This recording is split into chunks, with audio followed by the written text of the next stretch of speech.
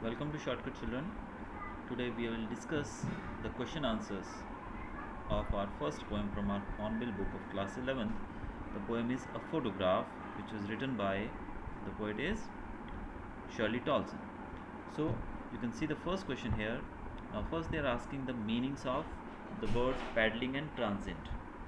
The meaning of word paddling is like rowing a boat. जैसे कि हम boat चलाते हैं, चप्पू चलाना, यानी कि उसको बोलते हैं पैडलिंग, पैडल करना। दूसरा है यहाँ पर ट्रांजिट। ट्रांजिट का मतलब होता है टेम्पोररी, जिसका आपको यहाँ पर डिक्शनरी मीनिंग भी दिया गया है। पैडलिंग मीन्स वॉकिंग और standing with bear foot in shallow water, जो कि यहाँ पर हमारी पोएम के अंदर वर्ड दिया गया था। Now we will go to the first question. What does the word cardboard denote in the poem? Why has this word been used? The word cardboard denotes a photograph pasted on a hard thick paper.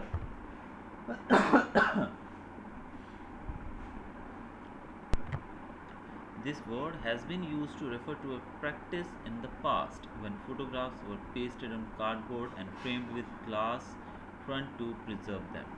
तो यहाँ पर cardboard जो शब्द है वो denote करता है photograph को, जो कि कार्डबोर्ड के ऊपर चिपकाई जाती थी। आप जानते हैं जो कार्डबोर्ड रहता है वो हार्ड रहता है थोड़ा, और उसके ऊपर फोटोग्राफ चिपका के भी हम यूज़ कर सकते हैं। तो पुराने समय में पास्ट के की बात की जाए तो वहाँ पर फोटोग्राफ के पीछे कार्डबोर्ड चिपका दिया जाता था ताकि वो थोड़ी थिक लगे, और फिर उसके आगे से उसको फ्रेम के तौर पे ग्लास उसके लगा दिया जाता था ताकि वो ख़राब ना हो।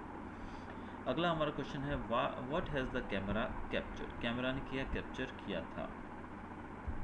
The camera has captured the three girls, the poet's mother and her two cousins Betty and Dolly in their swimming dresses, with the poet's mother in the middle and the two cousins on either side holding her hands and walking barefoot in sea water.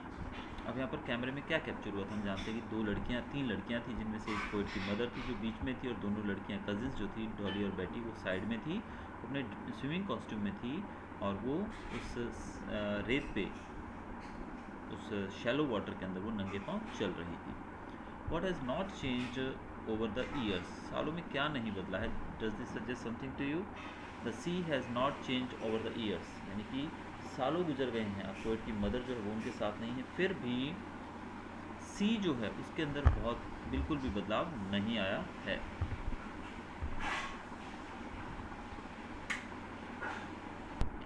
समंदर के अंदर बिल्कुल भी बदलाव नहीं आया है।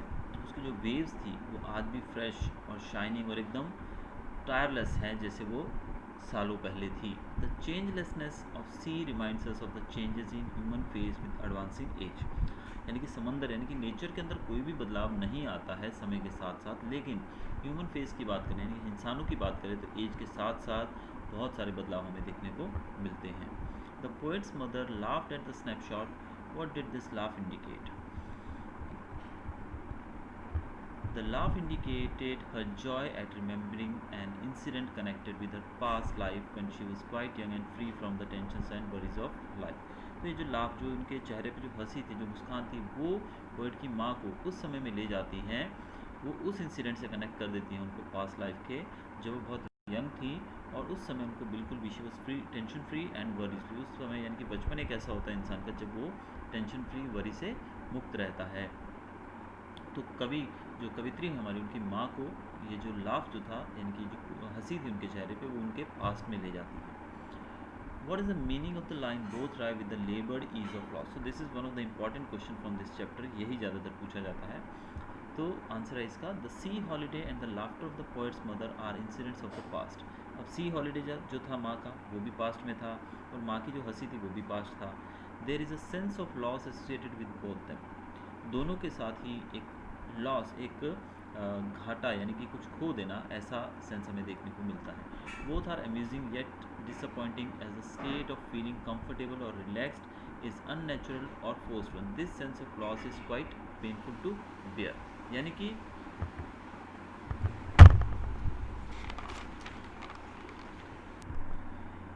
Both the poet and her mother have suffered a sense of loss. दोनों को ही बहुत ज़्यादा नुकसान हुआ है। क्या नुकसान हुआ? The mother had lost her carefree childhood, यानी माँ का जो बचपन था वो खो गया है।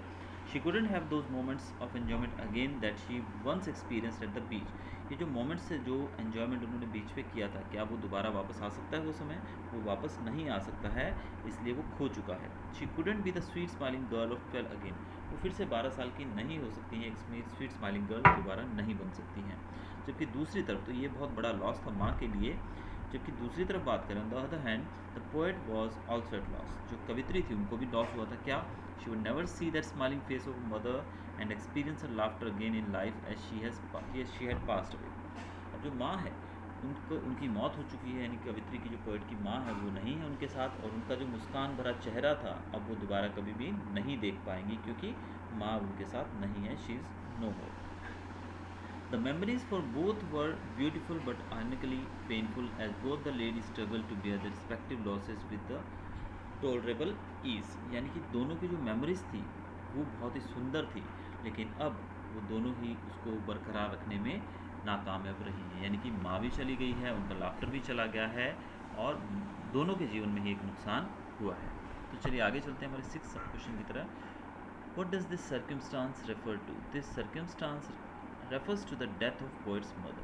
ये उनकी माँ की मौत के बारे में हमें दर्शाता है। The three stanzas depict three different phases, name them। The girlhood of the poet's mother, पहले स्टांजा में हमने देखा कि girlhood of the poet's mother, the period before the birth of the poet, यानी कि उनके बचपन की बात की जा रही माँ की। दूसरा है her middle age, the period during the childhood of the poet, poet जब बच्ची थी जब मिडिल एज में, उनकी माँ जब मिडिल एज में थी उसके बारे में। तीसरा period after the death of the poet's mother, यानी कि उनकी मौत के बाद का period. Which incident has been captured in the snapshot? ये हमने देखा था कि जब वो स्विमिंग कॉस्ट्यूम में थी तीनों लड़कियां, और एक स्माइल, जो अंकल जिन्होंने फ़ोटो खींची थी उन्होंने उनको देखते हुए लड़कियों ने स्माइल किया था ताकि फ़ोटो अच्छी आए, ये इंसिडेंट उसमें कैच हुआ था। दूसरा है what do you learn about the poetess mother from the photograph? हमें पता लगता है कि the poetess mother was a big girl even at the age of 12. She had a sweet face and enjoyed swimming as well as wading in sea water with her cousins। वो sweet smiling face था उनका, और जब वो swimming कर रही थी अपनी कजिन के साथ तब भी उन्होंने बहुत ही इन्जॉय किया। Years later she laughed at the clothes they had put on for the sea holiday. और सालों बाद जब उन्होंने अपनी पुरानी फ़ोटो को देखा तो वो बहुत हंसती हैं, खुश होती हैं, क्योंकि उस समय जो उन्होंने कपड़े पहने थे, क्योंकि जैसे समय बदलता है वैसे वैसे फैशन चेंज होता है, लेकिन उस समय के जो कपड़े थे वो थोड़े अजीब थे, तो इसलिए वो काफ़ी खुश हो जाती हैं उसको देख के। How did the three girls face the camera? तीनों गर्ल्स जो थी कैमरे की तरफ फेस करके खड़ी रहती हैं, और वो शैलो वाटर के अंदर, यानी कि पानी के अंदर हैं, और उनके बाल जो हैं वो उनके चेहरे पे उड़ते हुए आ रहे हैं, और वो स्माइल कर रही हैं। बैटी और डॉली जो है वो दोनों साइड में खड़ी हैं, और माँ बीच में खड़ी हैं, और सबने एक दूसरे का हाथ पकड़ा हुआ है। What do you think made the poetess mother laugh? Poet की जो माँ है उनको मुस्कुराने के लिए क्या चीज़ मजबूर करती है, वो क्यों हंसती है उनको? The dress and behaviour of cousins Betty and Dolly made the poetess mother laugh. अब यहाँ पर हंसने वाली बात यह है कि जो ड्रेस उन्होंने पहनी थी वो, और जो कजिन्स थी डॉली और बैटी, उनका जो मदर किस प्रकार से उन्होंने दोनों ने हाथ पकड़ा था, तो ये इंसिडेंट बताता है उनको कि यही कारण से वो हंसते हैं। It is evident that they had put on some quaint dress which amuse her, यानी कि जो कपड़े उन्होंने पहने हैं वो थोड़े इस प्रकार के होंगे जिसको देखकर उनको हंसी आ जाती है। The poetess mother laughs at her past. How does the poet react to her past? The sea holiday was a past experience for the poetess mother. A glimpse of the photograph perhaps revived some feelings of shared joy and she laughed. For the poet, her laughter is an incident of the past. It is amusing in ironic manner. The sense of loss overcomes the pleasure। अब जो माँ को उस photo में वो हंसते हुए देखती हैं, जब वो पोएटस जो देखती हैं तो उनको बड़ा ही अच्छा लगता है, लेकिन अब जो कि लॉस था उनके जीवन में, जो एक वैक्यूम बन चुका है उनकी माँ के जाने से, जो जगह खाली हो चुकी है, अब उस लॉस ने उस प्लेजर को ओवरकम कर लिया, यानी कि अब वो काफ़ी दुखी भी हैं क्योंकि उनकी माँ उनके बीच में नहीं है। Why do you think does the poets say nothing about her mother's death? The poet has no words to express a reaction to this solemn and painful incident. Death silences everyone. The extensive quietness and prevailing gloom silences her। अब माँ की death के बारे में वो क्या कहना चाहती हैं, उनके पास कुछ भी नहीं है उस कहने में, क्योंकि हम जानते हैं कि उनको माँ से बहुत प्यार था, अपनी माँ से, और वो फोटोग्राफ को देखकर आज भी वो पुरानी यादों में खो गई हैं। अब उस इंसिडेंट को, जो उनको नुकसान हुआ है माँ की मौत के बाद, इसको वो बिल्कुल भी दर्शा नहीं पा रही। उनके पास कोई शब्द ही नहीं है। जैसे कि कविता के अंदर एक दो सेंटेंसेस में ये भी कहा गया है, she had no words to express, यानी उनके पास कोई वर्ड्स ही नहीं है कि वो इस वैक्यूम को, ये जो खालीपन उनके जीवन में है, उसको बता पाए। तो इसीलिए लिखा गया है कि उनके साइलेंस जो है, साइलेंस मतलब death, death silences everything, death से सब साइलेंट हो जाते हैं। तो बहुत ही ज़्यादा एक वैक्यूम क्रिएट हुआ है उनके जीवन में, जिसको बयान करने के लिए उनके पास कोई भी शब्द नहीं है। तो ये थे हमारे क्वेश्चन आंसर्स चैप्टर के। अगर आपको वीडियो अच्छा लगा हो तो please like, share and subscribe my channel for more videos. Thanks for watching.